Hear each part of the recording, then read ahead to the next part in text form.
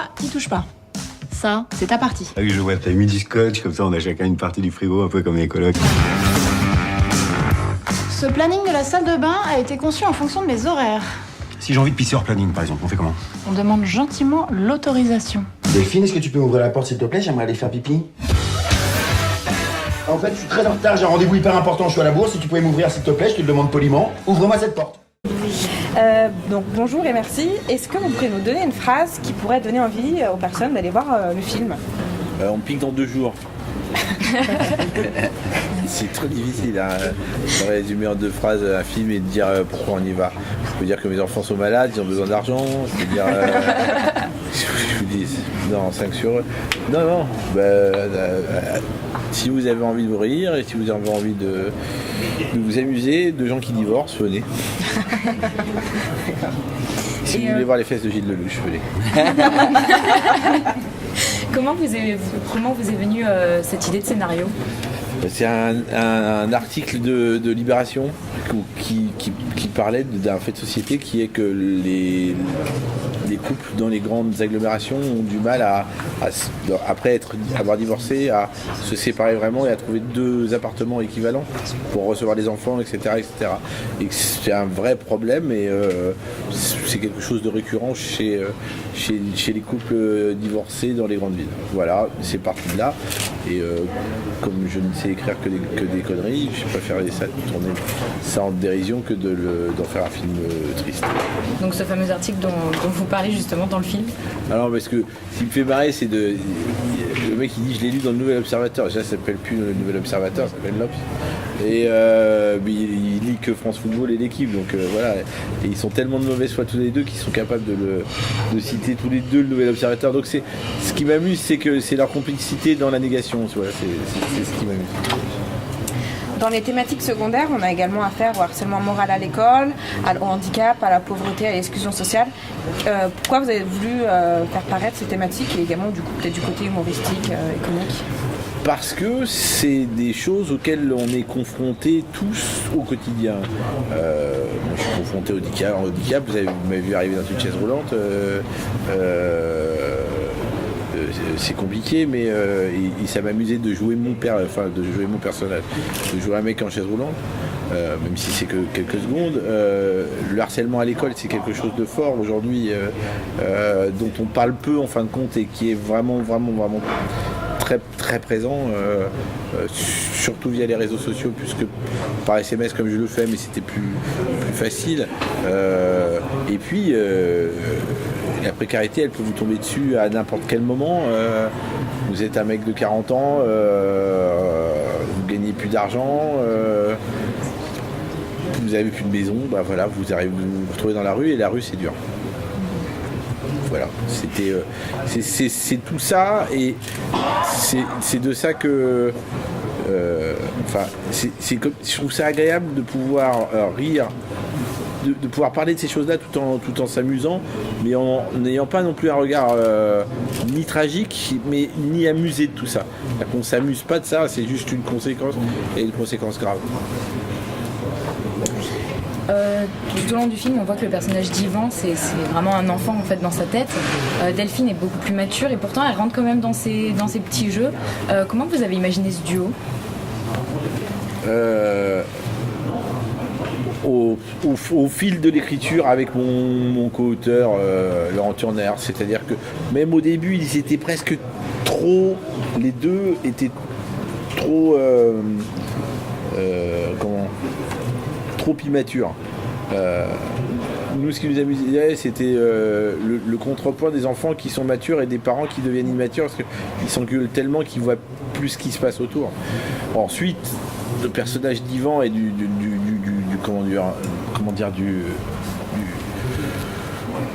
loser magnifique, j'en ai connu beaucoup et c'est un personnage que j'aime bien, moi. Les mecs qui se lancent dans des grandes opérations qui foirent parce qu'ils ont découvert le poisson mexicain, et qui pensent qu'ils vont gagner beaucoup d'argent avec. C'est des gens qu'on peut rencontrer. Enfin, moi, j'en ai rencontré pas mal dans ma vie. Donc, ça m'amusait d'avoir un type comme ça et d'en jouer avec. C'est votre deuxième film ensemble. Vous avez été ensemble sur L'amour c'est mieux en 2010. Vous avez également produit donc, le spectacle de Manu Payet en 2007. Comment est-ce qu'on se retrouve? Comment on travaille ensemble après tant d'années Dans le kiff, dans l'envie, dans le manque. La première fois, j'ai poussé un peu la porte, j'ai un peu forcé un peu la main pour qu'ils produisent le spectacle. Donc, je voulais avoir le nom de Dominique au-dessus du mien, comme un parrain, comme un grand frère. Et puis il se trouve que ça s'est bien passé, et que j'ai été voir la bonne personne, non seulement pour que ça se fasse, le bon producteur, mais aussi humainement, le mec qui est devenu en vrai comme un grand frère. Et donc du coup, moi je préfère bosser avec mon poteau, mon grand frère. Il se trouve que ça a été un coup de bol parce que en fait Dominique voulait plus bosser avec un gars. J'ai un peu pris la tête avec un acteur, voilà. Pour tout dire, et j'ai dit elle me fait chier, je vais appeler Manu Payet.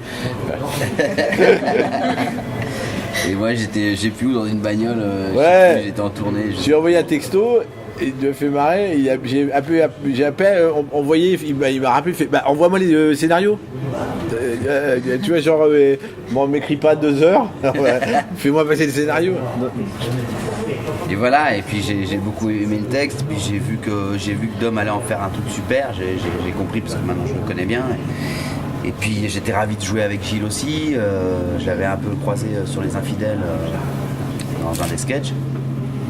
Et de retrouver Gilles, et de retrouver Dominique. Écoute, après c'est juste un oui en fait qu'il faut dire.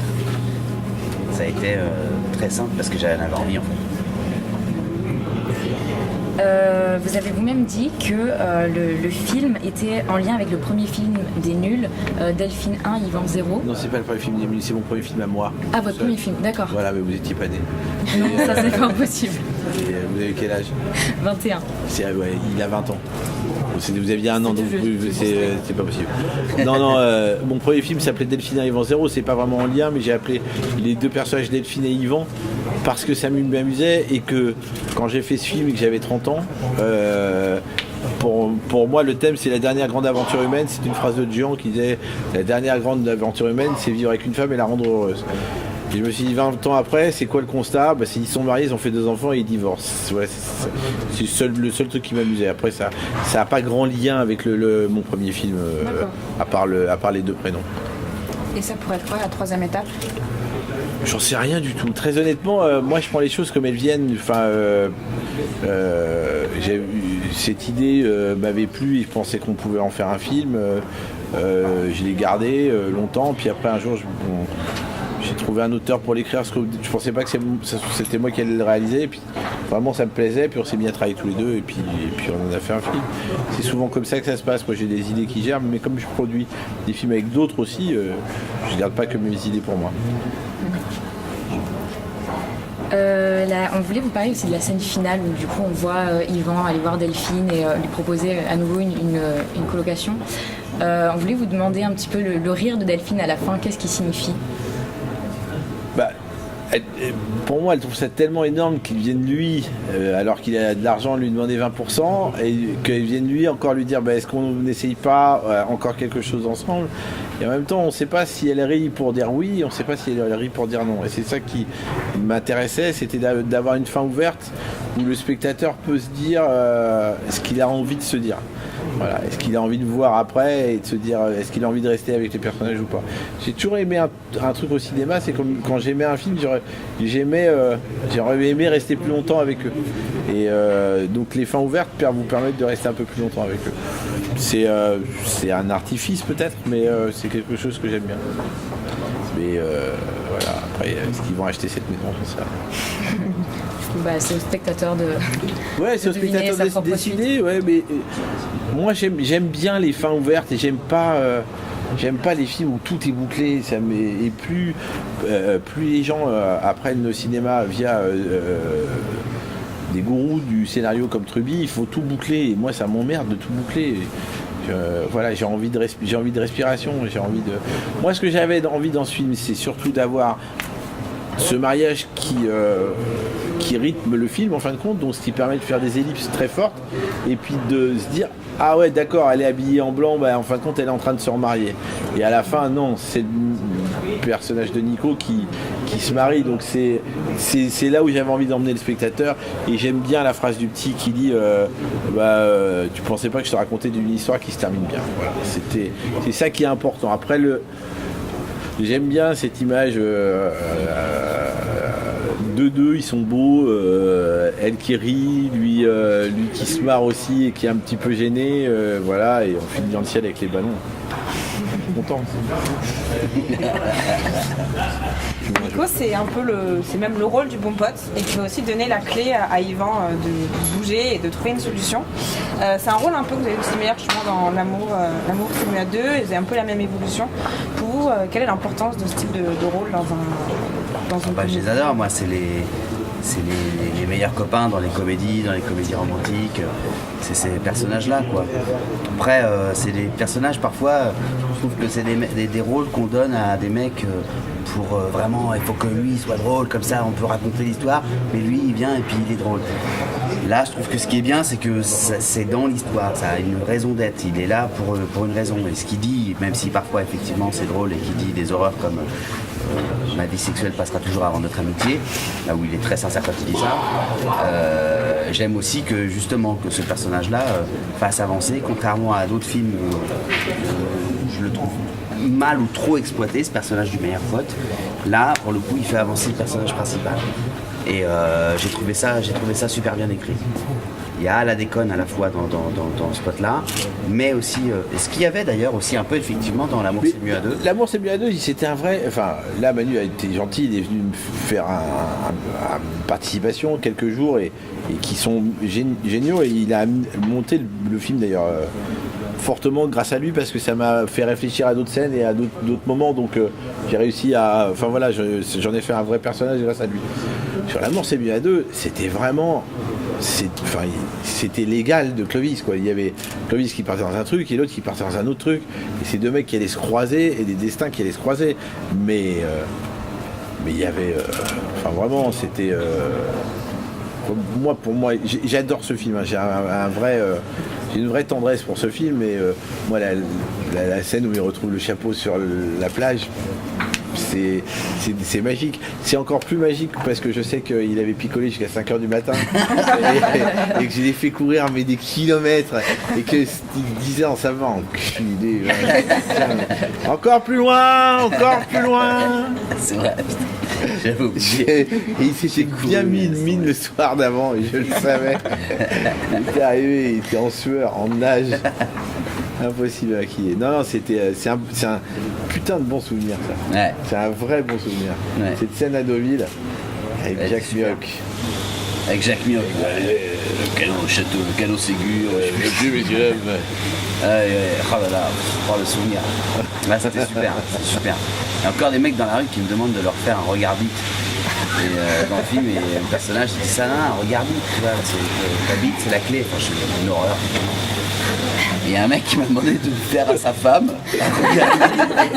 C'est hyper zarbi. Il faut qu'on arrête, c'est très gênant. Et la femme qui n'a pas vraiment envie, oui, bonjour. Et puis en plus, qui n'a pas vu le film, peut-être. Qui n'a pas vu le film, Oui, voilà. il va te faire un regard bite, tu vois.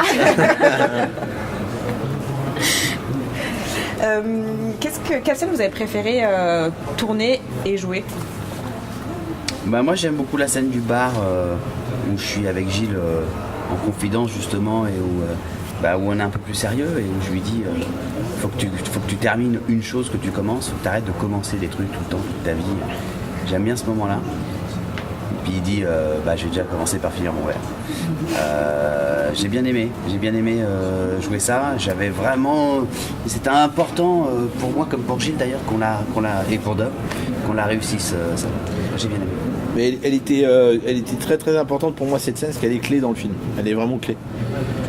Et c'était chouette d'arriver à voir ces deux qui soient autant dans le film, et, enfin autant dans la scène, et autant voilà. Et moi j'ai vraiment, ça c'est les scènes où on prend du plaisir en tant que metteur en scène à faire, parce que on s'amuse, on travaille avec les comédiens pour les amener à des endroits et c'est un texte compliqué à faire. Hein.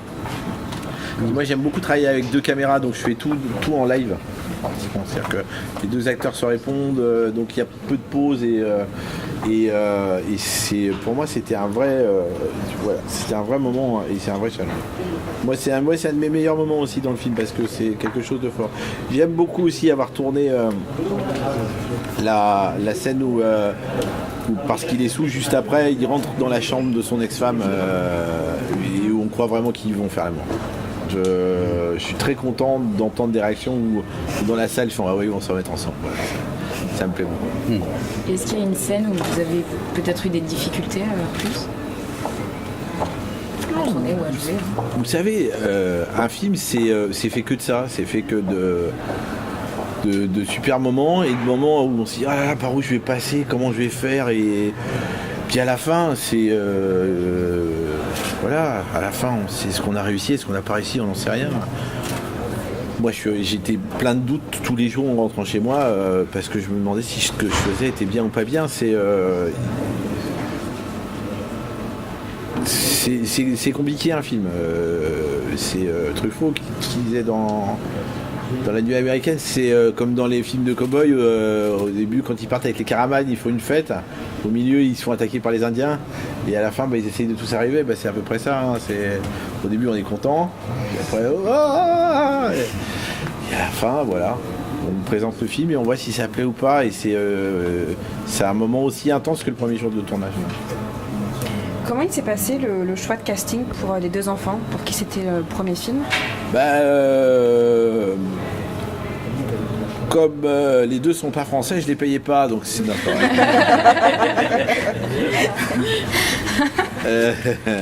non, on a fait un casting, je me suis adressé à quelqu'un qui s'appelle Lésa Pharaon, qui est une casting qui fait que les ados et les enfants.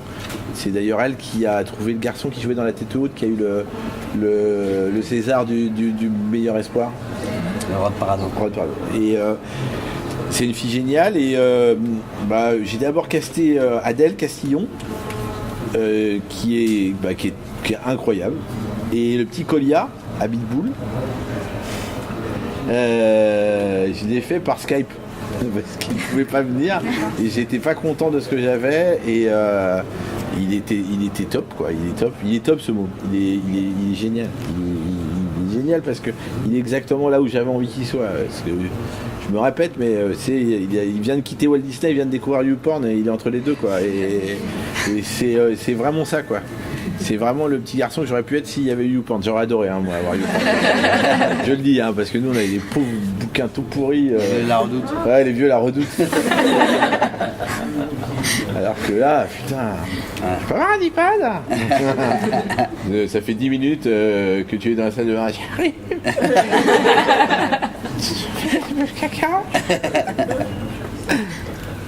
Et il y a quand même un beau casting tout au long du film.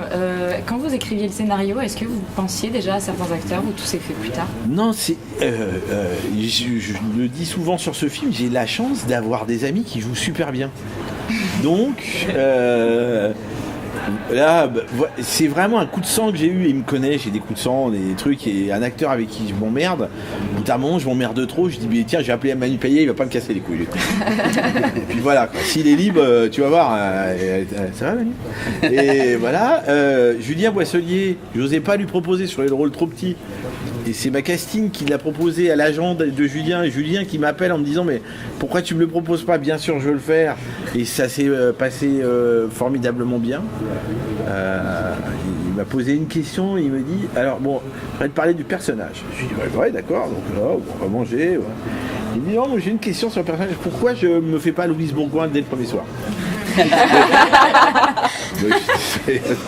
c'était sa question. C'est ta question? Ouais, c'était la question. On va prendre juste un café. Là, pour la manger tranquille, tu fais quoi souvent ça, mais voilà, non. Et Marilou, pareil, c'était pas Marilou qui devait faire le rôle, mais elle avait envie de venir là et de jouer avec nous. Elle est venue s'amuser. Non, voilà, et j'ai de la chance.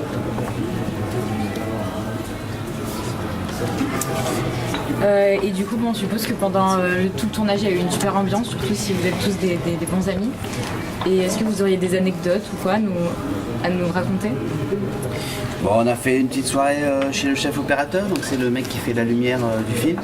Et il nous a dit, un peu bourré en quittant le plateau, mais je vous jure qu'il n'y a pas de problème, venez tous chez moi. Et nous on lui a dit, mec, t'es sûr? Oui. Et là, on est arrivé et sa femme est descendue avec une valise. On était 1000. Et il me dit, non mais elle se casse pas, hein, elle part en vacances. Elle dit, ouais mais je pars en vacances, bah super vénère. Oh bordel.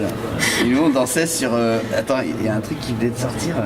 Là, ouais, on dansait sur PNL dans le salon de la mer. Je suis dans ma bulle. Oh shit, le shit. Bonjour madame. Oh, qu'est-ce que c'est? C'est toujours des trucs à 40 ans que tu fais choper par la mère. Bonjour. Bonjour madame. Excusez-nous de vous déranger, madame. Avec une valise. Merde, elle se barre. Non, elle part en vacances. Il y a eu des belles fêtes sur ce... Très belles Disons, fêtes. alors, on tourne dans un palace parisien magnifique et Gilles Lelouch nous a invités à boire un verre. Gilles et Louise, et toi, vous nous avez invités à boire un verre sur le toit, mais ça caillait un peu. Ah ouais, putain. Et donc on avait froid, donc après ils ont commencé à dire bon bah on va redescendre, donc ils sont redescendus, puis ils ont fini dans une piole à 32 dans une chambre quoi, voilà. Ouais, avec le mec. Oui, bonjour, c'est Pascal de la réception. Pour savoir si vous pouvez faire un petit peu moins de bruit, étant donné que le jour se lève. Excusez-nous, hein. Non, c'est festif après, c'est super. C'est vraiment le film quoi. On travaillait beaucoup et on essayait d'être précis, puis après on va boire un coup. Ouais. Ou deux. Ou 1000. Non mais ce qui est drôle c'est vraiment le chef-op. Faut le voir, mais c'est un chef opérateur dans toute sa splendeur. C'est un type qui a travaillé avec les plus grands, Christophe Honoré et tout ça. Et, allez, venez boire un coup à la maison, ça va être super. Et lui, sa femme, elle prenait l'avion à 5h du matin.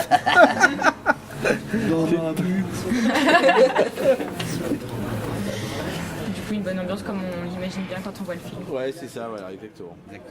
Je m'en fous, j'étais là avant. Tu l'ouvres? Sinon, je te jure que... Et sinon quoi? Eh ben, je pisse dessus, voilà ce que je vais faire. Je pisse, hein, je le fais, hein. Je m'en fous, moi. Ah, tu vois, faut toujours qu'on en arrive à des... T'étais là, toi? Ouais, j'étais là. Je ne savais pas. Je préfère vous laisser entre adultes. J'allais pas pisser dessus.